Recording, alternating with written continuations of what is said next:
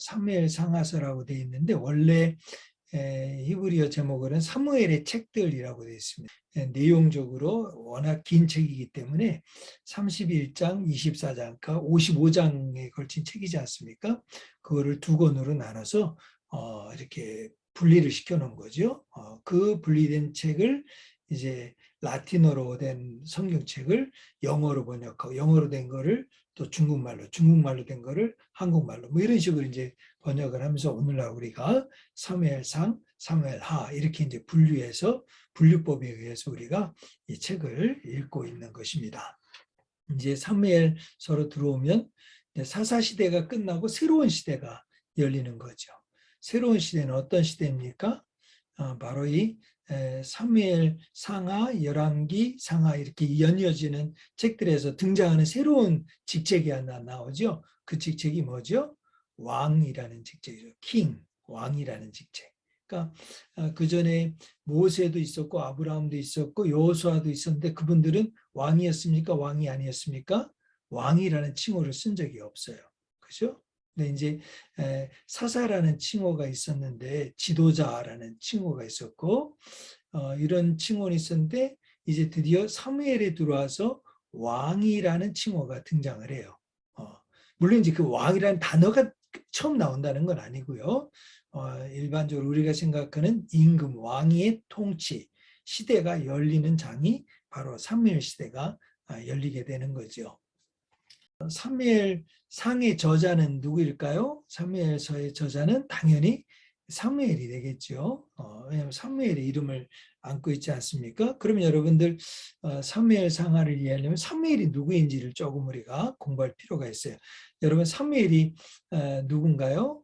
여러분들이 혹시 옛날 그 차를 타고 가거나 뭐 버스를 타고 가거나 운전사님이 신앙이 좋은 분이거나 아니면 믿음이 좋은 분이면 그 앞에다가 그림이 하나 있어요. 그 꼭 그림이 비슷해. 바탕은 무슨 색깔인지 기억나세요?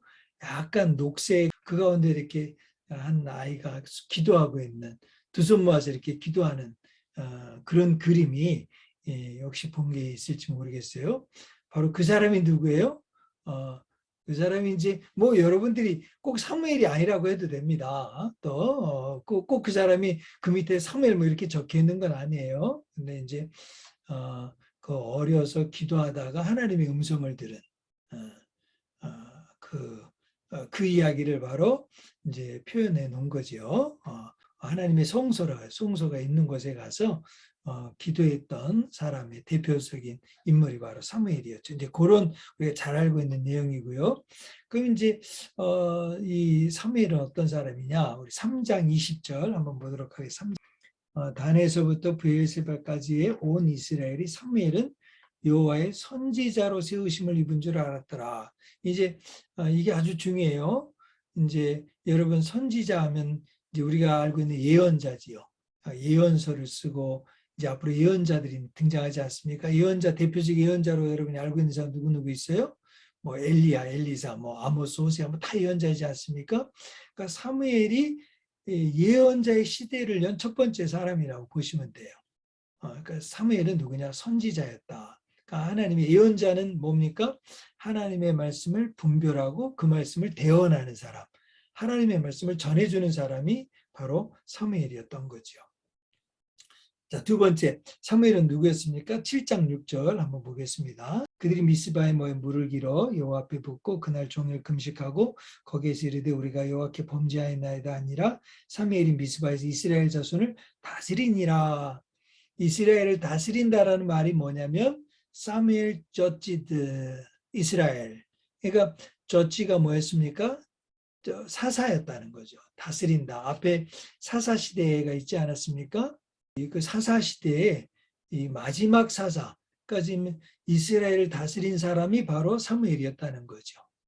그래서 그 뒤에도 8절에도 보면 다스렸다 이렇게 나와요. 그리고 이제 결정적으로 이스라엘의 이 사무엘이 사사라는 마음을 갖고 있었다는 게 8장 1절이에요. 8장 1절에 보면 사무엘이 늙음에 그의 아들들을 뭘로 삼았다 그랬어요? 이스라엘 사사들로 삼았다 그랬잖아요. 그러니까 사무엘은 본인이 사사로 다스리면서 그 아들들도 어떤 일을 하기를 원했어요? 이스라엘을 다스리는 사사들이 되기를 원했던 거죠. 그러니까 사무엘은 선지자였고 첫 번째 선지자의 시대를 연 예언자의 시대를 연 사람이었고 또 사사였다. 사사. 네, 그리고 나서 이제 세 번째 7장 17절 라마로 돌아오신 이는 거기에 자기 집이 있음이니라. 거기서도 이스라엘을 다스렸으며 그는 사사 역할을 했으며 또 거기에 여호와를 위하여 뭘 쌓았다 그랬죠? 제단은 누가 쌓는 거예요? 아무나 쌓아요? 아유, 안 되죠. 안 되죠. 당신 누가 쌓아야 돼요? 하나님을 기름 부음 받은 아론의 자손, 그죠? 또 레위 지파 사람들이 제단을 쌓게 돼 있다는 거죠. 이 사무엘은 어느 지파 사람이었다는 걸 알 수 있어요? 레위 지파였다는 걸 알 수 있는 거죠. 근데 이제 여기서 여러분들이 조금 헷갈리는 게 사무엘상 1장 1절에 보면 1장 1절에 보면 여기서 이제 성도님들이 조금 약간 목사님 제가 공부한 바로는 사무엘이 레위 지파라는 게 아닌 것 같은데요. 할 수 있는 일이 1장 1절에 나와요. 뭐라고 나있냐면 에브라임 산지 라마다 소빔에 있는 에브라임 사람 엘가나라는 사람이 있었으니 엘가나는 누구예요? 사무엘 아버지잖아요. 사무엘의 아버지. 그러니까 사무엘의 엄마는 누구예요? 한나였죠. 그러니까 아버지는 엘가나, 엄마는 한나였는데, 근데 아버지가 어디 사람이라는 거예요? 에브라임 사람이라는 거죠. 에브라임 사람. 응? 그러니까 아들 사무엘은 어느 사람이어야 돼요? 에브라임 사람이어야 되지 않습니까? 이렇게 이제 생각하는 거죠. 근데 이제 여러분들이 알다시피 원래 이 레위 지파는 레위 지파가 따로 한데 모아 있는 게 아니라 레위 지파 사람도 어떻게 있었죠? 각 12지파에 다 흩어져 있었잖아요. 기억나시죠? 12지파에 그러니까 그 흩어진 곳에 사는 그 지명의 이름을 붙여서 사람을 에브라임 사람이다라고 말을 할 수도 있다는 거죠. 근데 지파는 어디에 속해 있다고요? 레위 지파 사람이었던 거죠. 사무엘은. 아셨죠? 네. 역대상 6장 26절 이후에 역대기 기록에 보면 사무엘이 레위 지파 사람이었다는 기록이 나와요. 사무엘이 참 특별한 사람이라는 걸 알 수 있죠. 사무엘은 어떤 사람이라는 거예요? 사사 시대의 마지막 사람이고 예언자 시대를 여는 첫 사람이라 이거 굉장한 거죠. 굉장한 거예요. 인물로 따지면. 그리고 사실 이 사무엘의 일을 통해서 이 어마어마한 새로운 이스라엘의 역사, 그러니까 사사시대라고 하는 하나님의 말씀에 불순종하고 우상숭배하고 정말 각자 자기 소견대로 살았던 시대가 마감을 하고 새로운 시대를 열어간 인물이 바로 사무엘이었다는 거죠. 그런 점에서 이건 굉장히 중요한 인물이에요. 상당히 중요한 사람입니다. 그래서 이제 이 사무엘이 바로 어떻게 됐느냐, 이 글을 적었다는 거죠. 그 적었다는 기록을 10장 25절에 나타내주고 있어요. 10장 25절. 사무엘이 나라의 제도를 백성에게 말하고 책에 기록하여 그렇게 돼 있죠. 그래서 이 책을 사무엘이 지은 책들이다라고 표현을 한 거죠. 근데 이제 혹시 여러분들이 이건 이제 성경 읽다 보면 25장 1절에 보면 사무엘이 죽거든요. 사무엘이 죽었다. 그러면 사무엘 상은 사무엘이 지었다 그러지만 사무엘 하는 그럼 어떻게 된 거예요? 사실 사무엘이 먼저 죽었잖아요. 그리고 사무엘이 죽은 다음에 사무엘 하의 이야기가 계속 되잖아요. 그런데 그럼 사무엘이 죽은 다음에 이제 이럴 때 이제 우리는 때로 간혹 옛날에는 이런 억지를 부렸어요. 하나님의 계시는 하나님은 못하실 일이 없기 때문에 사무엘에게 딱 알려줘서 사무엘이 딱 펜만 잡고 있으면 앞으로 될 일이 이렇게 될 거 다 적었다. 그러면 이제 그때 우리는 그 말 들으면 목사님이나 누가 앞에서 막 그런 이야기 하면은 뭐 묻지도 못하고 말도 맞아 그럴 수 있지. 하나님이 당연히 그럴 수 있지. 하나님 못하실 일이 뭐가 있어. 뭐 이렇게 이제 해서 막 하는 거죠. 그러니까 막 우기면 우리 특별히 한국 분들은 우리들 막 앞에서 우기면 옳더라도 그래 뭐 그러실 수 있지 이렇게 이제 생각해 주는 경향이 있잖아요. 워낙 착하기 때문에. 그런데 그렇게 생각을 했단 말이죠. 근데 이제 그런 의미보다는 이 사무엘을 지은 책은 주적 사무엘이 가장 이름이 그래도 제일 중요하잖아요. 중요한 사람의 이름을 앞에 놓은 거지요. 그럼 나머지 글들은 누가 적었느냐? 역대상 29장 29절에 보면 이제 다윗 왕의 행적은 이렇게 나와요. 다윗 왕의 행적은 누가 적었냐면 처음부터 끝까지 선견자 사무엘의 글과 그 다음에 선지자 나단의 글과 그 다음에 선견자 가세 글에 다 기록되고 그러니까 하나님의 말씀을 듣고 깨달았던 사람이 사무엘만 들은 게 아니라 나단도 선지자였어요, 선지자 아니었어요? 나단도 선지자였잖아요, 그죠? 가시라는 선지자가 있었고 그러니까 이분들이 하나님의 음성을 듣고 예언자 선지자는 뭐라 그랬죠? 하나님의 말씀을 듣고 선포하고 전달하는 분이라 그랬잖아요. 그러니까 사무엘도 듣고 전달하고 나단도 듣고 전달하고 갓도 전달하고 이렇게 해서 저자가 하나님의 말씀을 듣고 전달하고 분별했던 사람들이 여러 명 있었는데 그중에 그 글 중에 누가 대표적인 인물이에요? 사무엘이니까. 그래서 사무엘서, 사무엘이 지은 저작들 이렇게 표현했다는 거죠. 여러분 요즘 책들 가운데서도 공절하면 여러 학자들이 다 적지만 다 이름도 표기해 주지만 맨 앞에 누구예요? 아무개 외에 몇 명 이렇게 하잖아요. 그런 형식으로 하나님이 부름받고 택한 사무엘을 통해서 이 책과 저술들을 말씀들을 우리에게 남겨주었다 이렇게 표현해주고 있다는 거지요. 그다음에 이제 우리한테 한 가지 중요한 거는 제가 왜 사무엘상이 필요하고 사무엘상에서 뭘 말하려는 것인가. 사사시대가 잘 됐으면 자 하나님이 약속하신 땅에 들어갔잖아요. 땅에 들어가 정복했어요. 여호수아서 정복하고 12지파로 분배하고 분배가 다 끝나지 않아서 사사시대 때 계속해서 이제 땅을 정복하고 분배하는 일을 계속하고 있잖아요. 그것도 다 완성되지 않았단 말이죠. 그 가나안 땅에 살고 있는 그 가나안 족속들과 이방 민족들이 아직도 남아 있다는 거죠. 그들을 위해서 계속해서 이제 싸워가는데 12지파가 그곳에서 이렇게 쭉 지나갔는데 결국은 각기 좋을 대로 사사시대에게 각 지파가 맡아서 최선을 다해서 살려고 했는데 잘 됐어요, 안 됐어요? 안 됐잖아요. 실패했잖아요.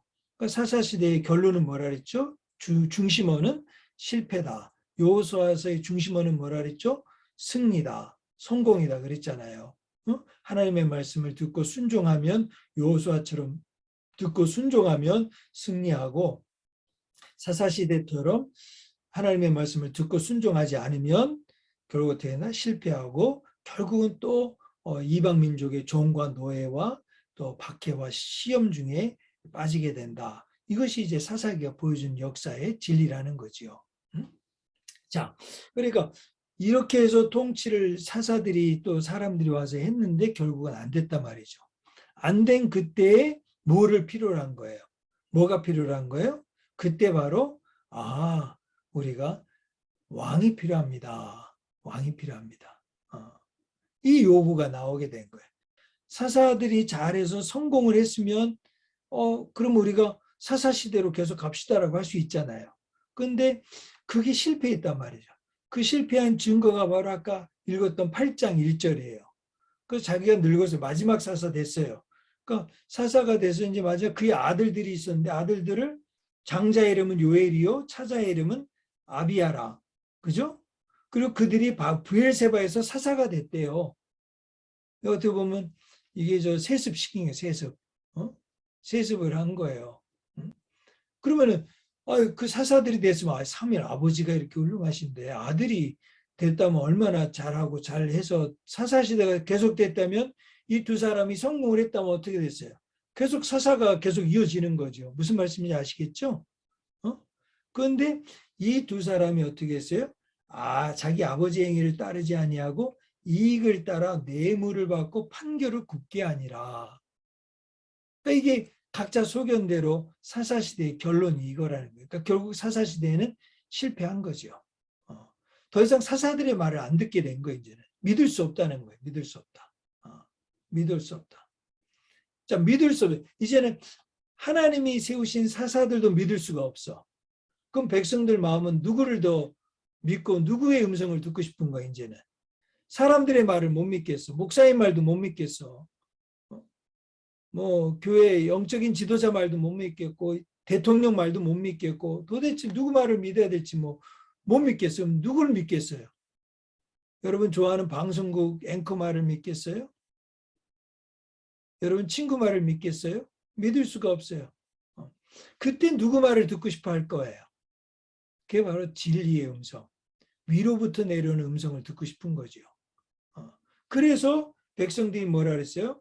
4절, 이스라엘 모든 장로가 모여 라마에 있는 사무엘에게 나아가서 그에게 이르되 보소서 당신은 늙고 당신의 아들들은 당신의 행위를 따르지 아니하니 모든 나라와 같이 우리에게 왕을 세워 우리를 다스리게 하소서.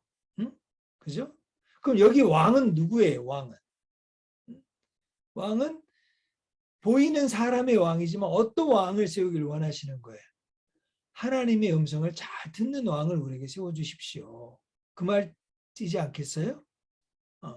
하나님의 말씀을 잘 듣고 우리를 통치해 줄 수 있는 그런 왕을 좀 세워주세요.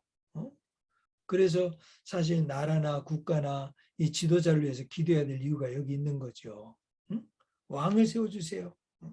그러니까 우리에게 왕을 주어 다스리게 해달라고 하니까 사무엘이 그것을 좋아했어요? 안 좋아했어요? 안 좋아했죠. 그래서 6절에 보면 그것을 기뻐하지 않았다 그러면 왜 기뻐하지 않았을까요? 왜 서사들 그 시대가 다 혼란스러웠으니까 우상과 거짓과 속임의 많은 일들이 그대로 막 일어난 때였지 않았습니까? 그러니까 안 되는 때인데 백성들이 와서 아유 뭐 당신은 안 됩니다. 이건 사실은 실패입니다. 사실 사무엘이 실패한 것도 아니고 이 백성들과 이 나라가 다 실패한 건데 사무엘 앞에서 이건 실패입니다. 그러면 사무엘이 들었을 때 마음이 편치는 않았겠지요. 응?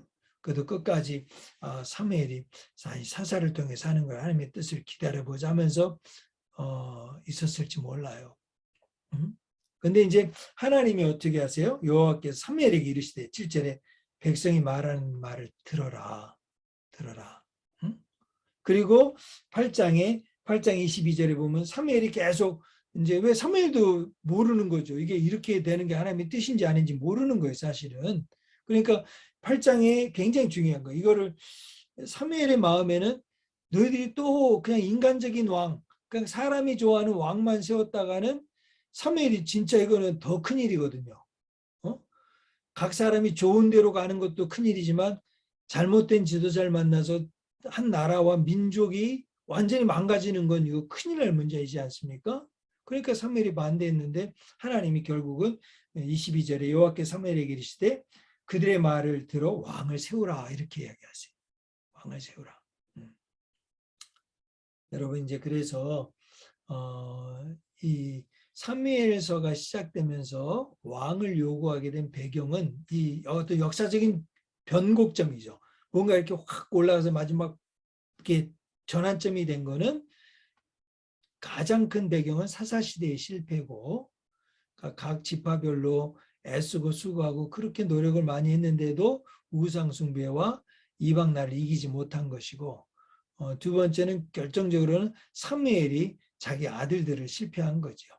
결정적인 아들들을 실패한 거예요. 아들 교육에 실패한 거예요.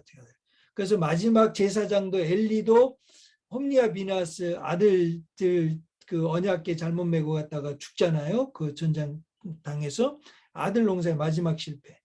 사무엘도 결국 아들들, 그 훌륭한 사무엘도 아들들 이렇게 실패하게 된 거죠. 직접적으로 영향은. 그리고 이제 더 이런 역사적인 변환점을 이루게 된 것은 결정적인 건 사실 시대적 변화를 초래한 것은 단순히 이스라엘과 사사시대의 실패는 사무엘에게만 있는 게 아니고 결국은 뭐냐면 블레셋의 침공이에요. 블레셋의 침공. 그래서 여러분 사무엘상 4장에 보면 4장에 보면 블레셋이 침공하잖아요. 그래서 결국은 이제 12지파 이스라엘 땅에 12지파별로 획되어 있는데 블레셋이 철기 문화를 아주 딱 무장한 블레셋이 아주 무력으로 완전히 이스라엘 공격하니까 한 지파 한 지파가 싸워내기가 너무 힘든 거예요. 그러니까 자기 힘으로 안 되는 거예요. 자기 힘으로. 그러니까 블레셋의 그 공격 앞에서 무엇을 뺏깁니까? 언약궤를 뺏겨요. 언약궤. 언약궤를 뺏기면서 결국은 어떻게 되냐면 이거 큰일 났구나. 언약궤는 한 지파나 한 뭐 레위 지파의 것이 아니라 이스라엘 전체 공동체 하나님의 임재와 어떤 주권의 상징인데 주권을 뺏긴 거예요. 그러니까 그 주권의 왕 대신 하나님이 세우신 왕을 우리가 세워야 되겠습니다. 이런 이제 사회적인 역사적인 배경이 있다는 거예요.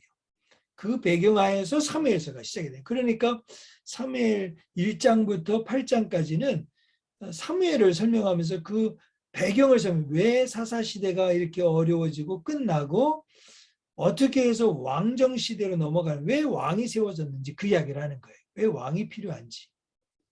왜 왕이 필요한지.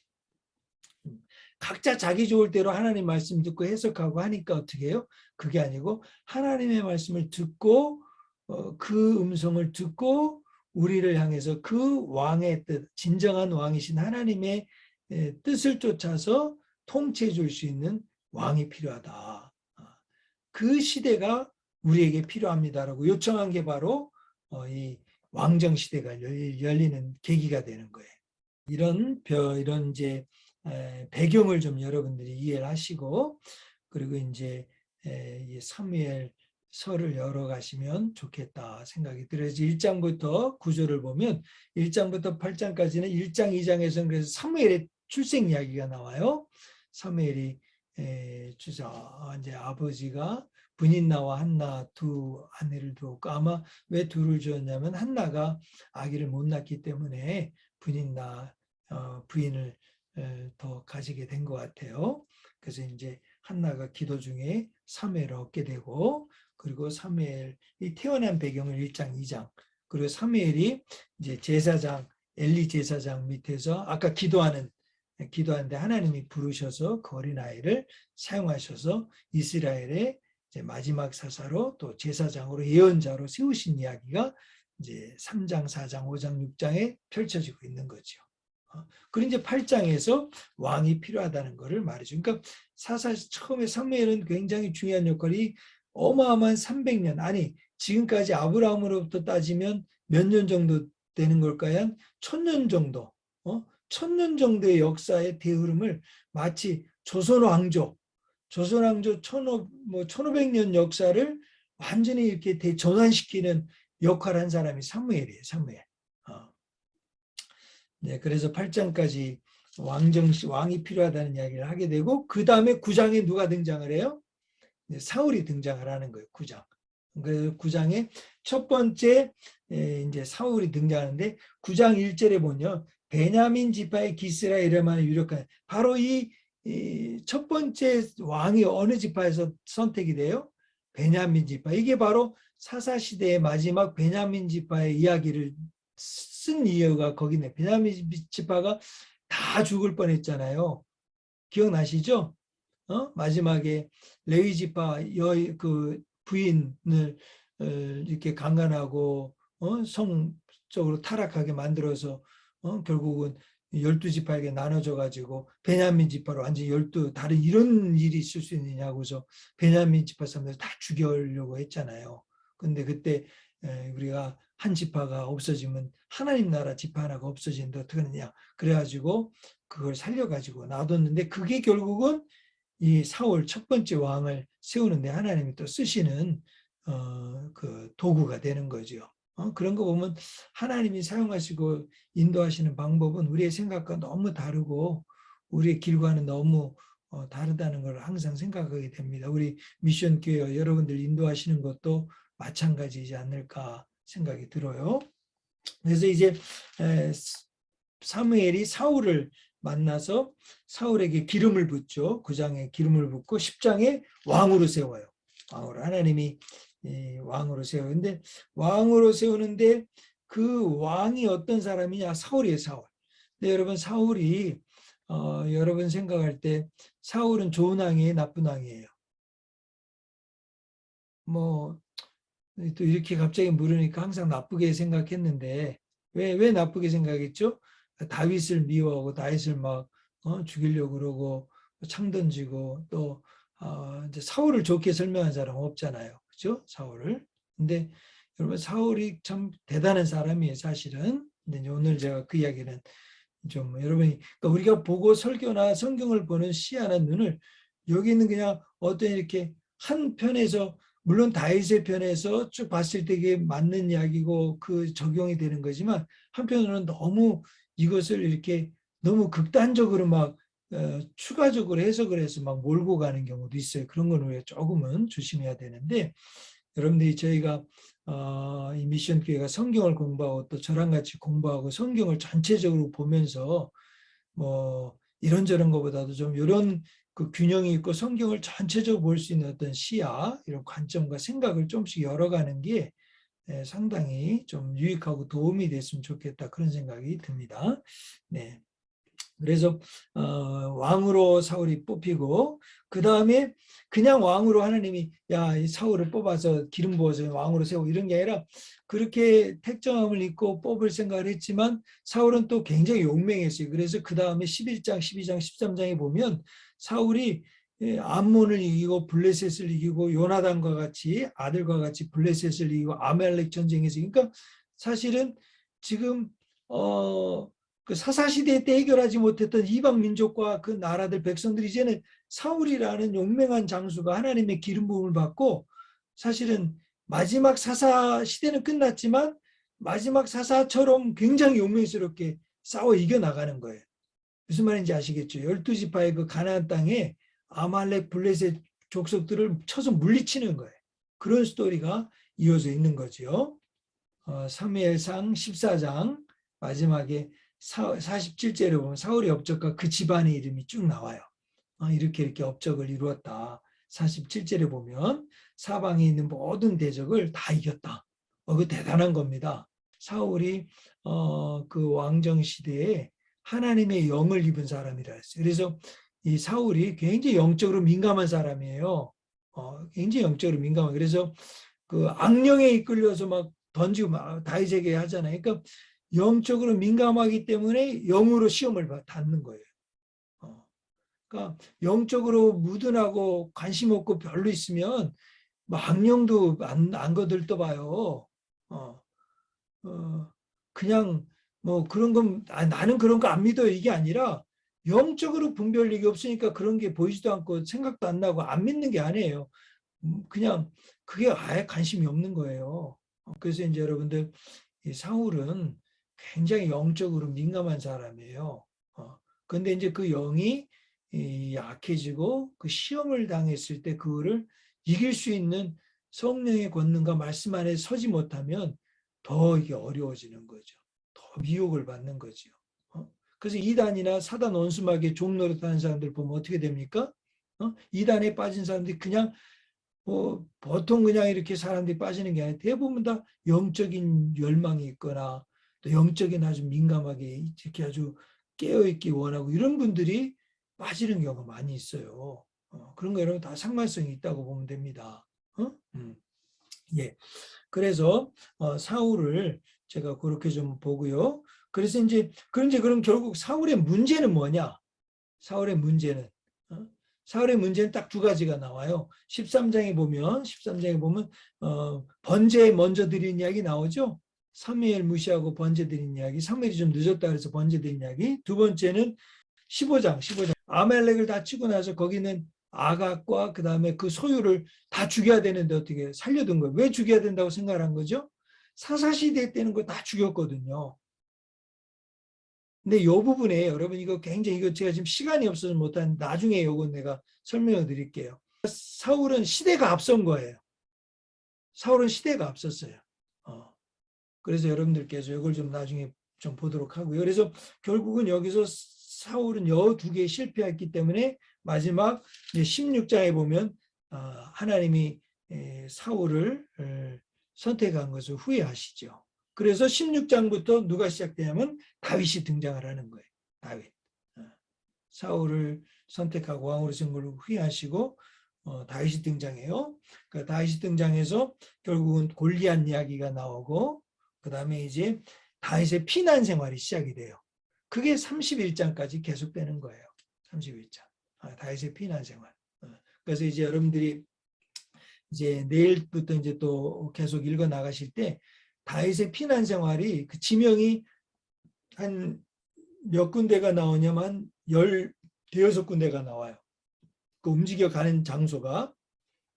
여러분 뭐 갖고 있는 참고 도서나 아니면 인터넷에서 쳐보면 다윗의 피난 장소라고 딱 치면 나와요. 물론 이제 지도마다 조금씩 위치가 다른 것도 있어요. 그러나 이제 그런 걸 그 차이점을 아주 깊이 연구하는 사람 아니면 조금 차이점 나는 거 봐도 괜찮아요. 연결이 이런 지명이구나라고 보시면 되니까.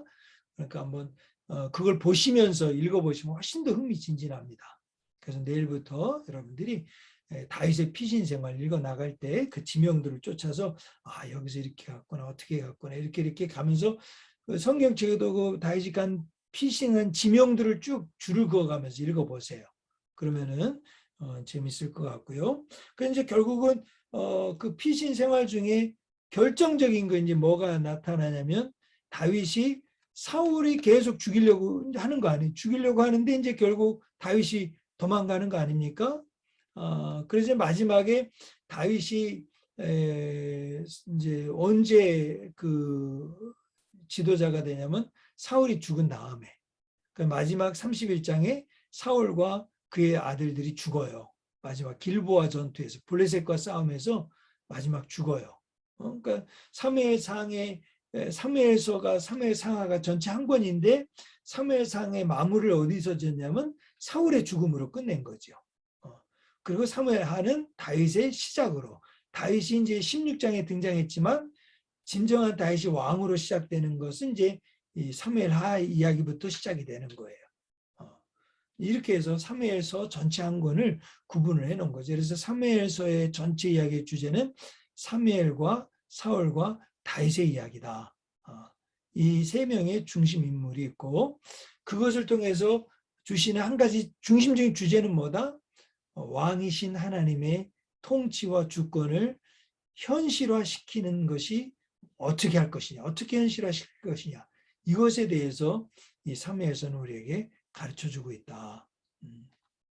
그렇죠. 그러면 이제 창세기부터 보면 창세기, 모세오경, 토라를 보면 하나님이 창조하시고 창조한 질서 속에 나라를 세우시고 민족을 만드시고 또 그 나라 민족 가운데 축복과 저주의 선언을 주고 축복을 받으려면 그 말씀을 지켜 행하고 하나님을 믿고 순종하고 지켜 행하지 않으면 실패하고 저주를 받고 이방 나라의 종이 되고 그죠? 그런데 그게 결국 실패 속에서 사무엘서 왕정 시대로 가서는 뭘 보는 거예요?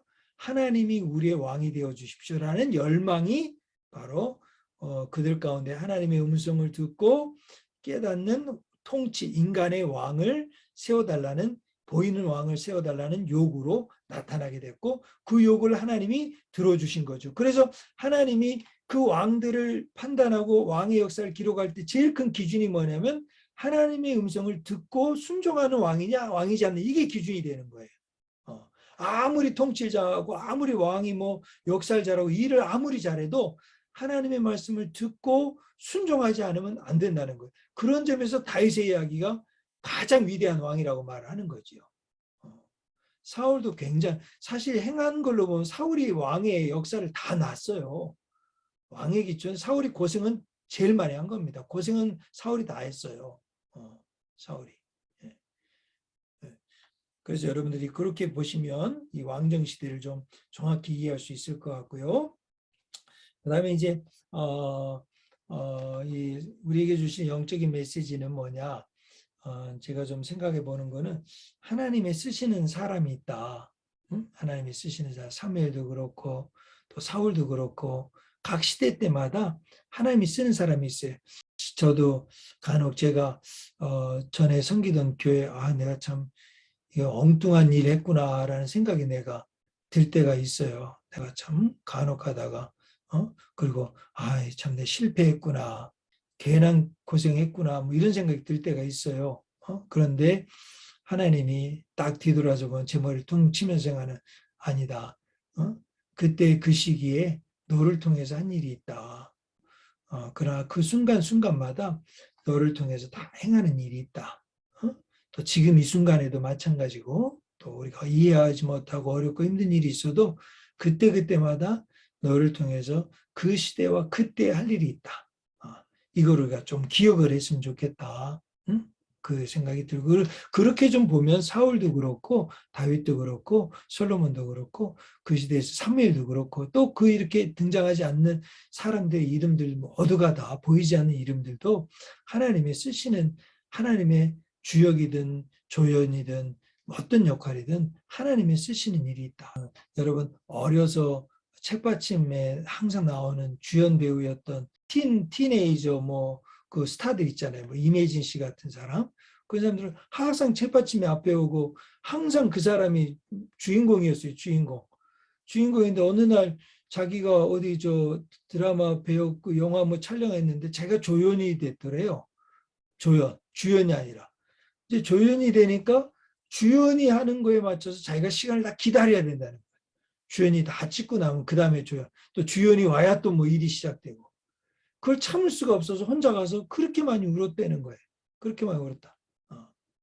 여러분, 하나님은 우리를 조연으로 쓸 때, 주연이 될 때도 알 수 있고, 다 그런 때가 있는 거예요. 너무 그거에 여러분들 인생과 삶을 왜 나를 이렇게, 왜 내가 이런 일을 이렇게 너무 생각하지 마시고 하나님이 쓰신다 이런 생각을 하면 내가 오늘 하고 있는 조금 하찮은 일, 내가 지금 고생하고 힘든 일도 너무 즐겁고 감사한 일이에요. 주님을 위해서 일한다. 주님이 우리를 사용하신다는 믿음을 갖게 되시길 주 예수의 이름으로 축복합니다. 그런데 이제 두 번째로 생각하는 하나님의 때가 있다는 걸 꼭 기억해야 돼. 하나님의 때가 있다. 이 사울이 모르는 건 이 때를 못 기다린 거 아니에요? 때를 모르는 거예요. 때를. 조금만 기다렸으면. 또 여러 사사시대가 끝나 사무엘을 쓰시는 또 때가 있고 때가 있어요. 또 특별히 다윗을 하나님이 기쁘게 보시는 건 뭐냐면 사울을 죽일 기회가 두 번이 나와요. 앞으로 여러분 읽어가면 돼요. 두 번. 한 번은 굴 안에서 사울이 볼일 보고 있을 때 그걸 죽일 수가 있어요. 또 한 번은 적진에 들어가가지고 사울이 자고 있는데 자고 있는 적진을 죽일 수가 있는 기회가 두 번이 있었어요.